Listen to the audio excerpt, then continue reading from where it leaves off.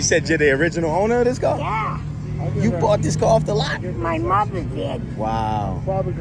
Yeah. Wow. And she bought it for you, and you had it ever since. Yeah, because I wanted it so bad. I went home and said, Mom, you buy me this car. So she come surprise me and said it's a graduation present. Graduation present. That's wow. That's She goes, nice. but when you graduate, don't ask for anything else.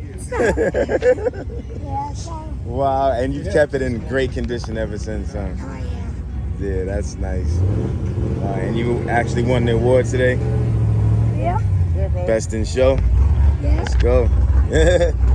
Best in show. Got the award. 71 Plymouth Barracuda.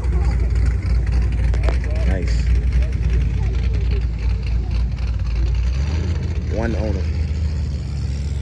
Stay tuned for more episodes of Hey man, what are you driving?